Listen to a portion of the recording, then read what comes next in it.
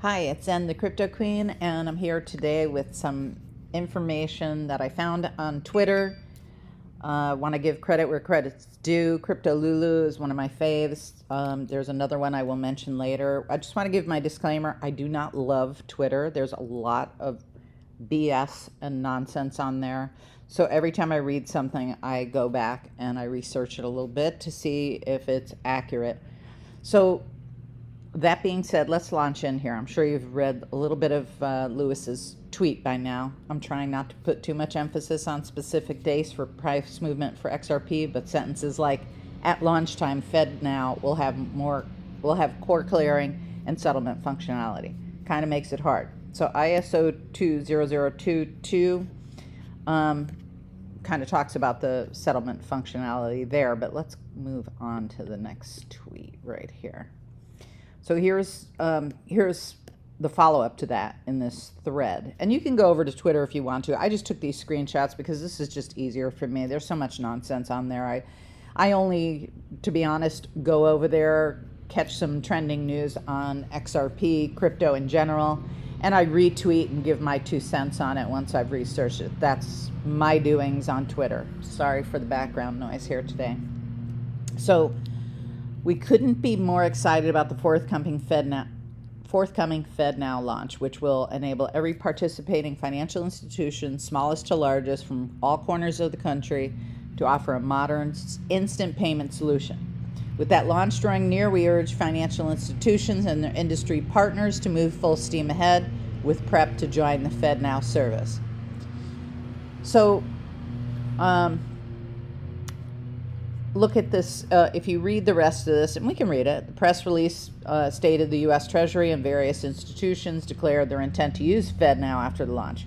Some of the largest payment processors have already announced their readiness to aid the launch of the new system. Again, sorry for the background noise. I'm just showing you some of the information that is out there so that you can see that there is a new service being implemented throughout 2023 and beyond. So let's move on to this next one. Should I name the altcoin that I think they're going to be using? Well, yeah, let's talk about this one. Just in, Visa and SAP to digitize 50 trillion business-to-business payments flowing across Asia Pacific. Okay. As I mentioned in my last video about banks telling you shouldn't get involved in crypto because of, quote, scams. Meanwhile, they're in the background buying it up. Okay, so keep that in mind when you read these things. I like this. XLM, July 2024, $2 or $37. Now, where they went that stretch, I don't know, but I've been holding XLM for a long time. If it goes up to $2, I'll be happy. If it goes higher, fantastic. Get ready for the revolution. Skeptics will be left speechless. Just like Cycle 2, where it took XLM 1187 days to reach its peak, history could repeat itself. It could. If XLM follows the pattern, as in Cycle 1, we could witness a staggering 58,000 surge, driving XLM to $37. Okay, it could, yeah. And these things can and do happen. However, if Cycle 2 proves more plausible, 2,800 percent increase could push it to around $2. Fantastic. That's cool. All right, so I think I'm on to the thread here. On day one, the Federal Reserve should be interoperable with existing private sector solution. Of course, these guys decide to mow my lawn now, but sorry about that, all that noise.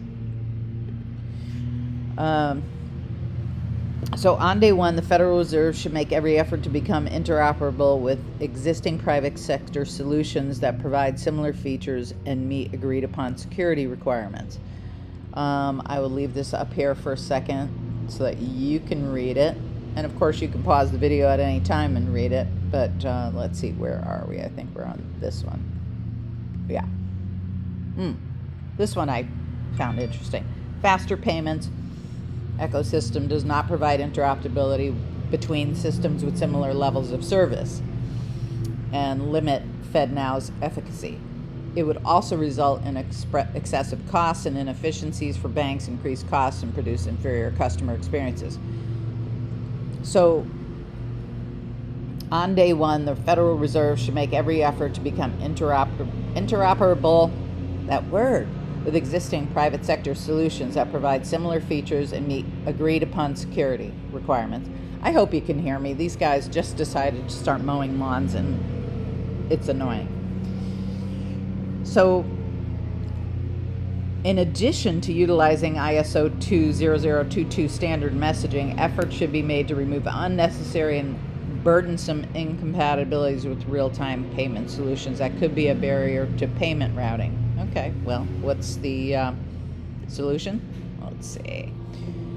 Ripple has ongoing engagement with 40-plus regulators, including the Federal Reserve, for faster payments, Bank of England, Saudi Arabia Monetary Authority, and the IMF. XRP has enough potential to become the best performing asset of the decade. Okay?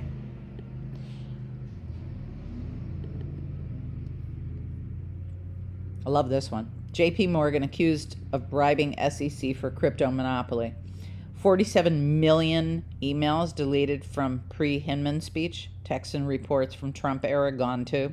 Coincidence or cover-up? So, yeah. Let me get the next one here. Let me get this straight. For more than 2 years, we have put forward the conspiracy theory that JP Morgan systematically bribed the SEC under Trump to obtain a regulatory monopoly for its own crypto technologies. Now it comes out that JP Morgan deleted 47 million emails from the most suspicious period before the Hinman speech, which just happened to be part of a current subpoena and investigation. And they coincidentally forgot, there are no coincidences, sorry. And they coincidentally forgot to save all other text messages and reports during the Trump administration, too. Yeah. Okay. All right.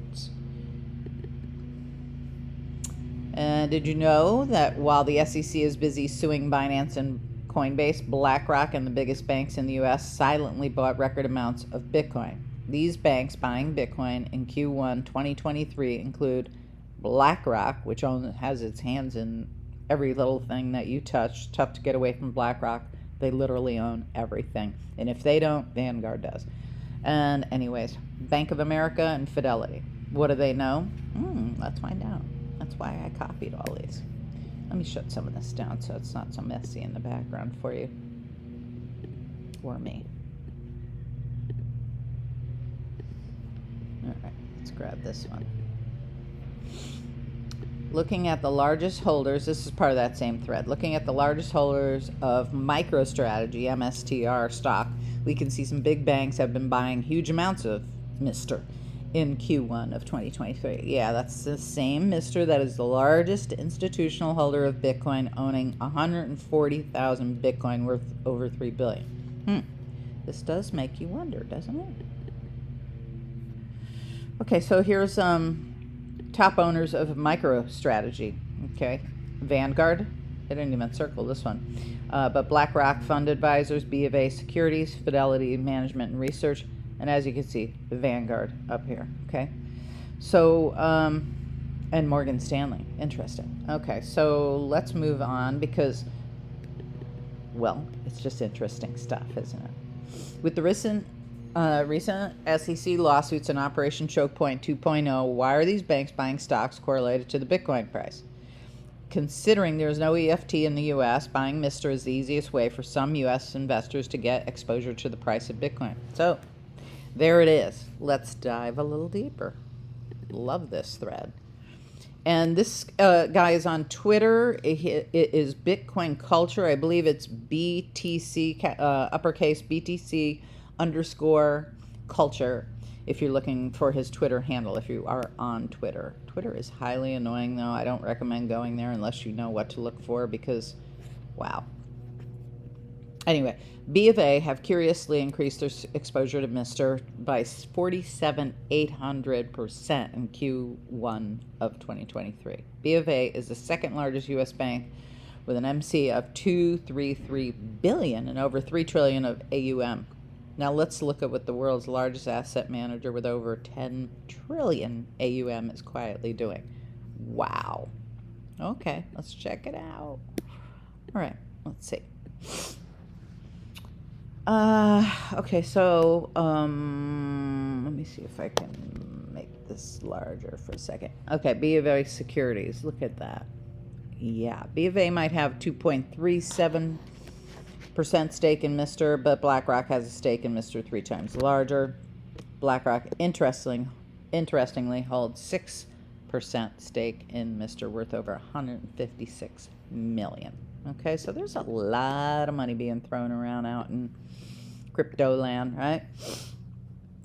Are they following the lead of the 700 billion bank that recently predicted BTC to hit 100K in 2024? We explore the math behind Standard Charter's 2024 BTC call in the thread below. These banks buying BTC will make more sense when we consider, well, let's see. Time for a thread. Okay, let me see if I grab the one with the 3. Nope, that's the same one. What do they know? Let's see. Here it is. Let me toss this one. Okay. BTC halving is coming in 2024. Available supply for sale is shrinking. Demand is about to go parabolic. Yeah.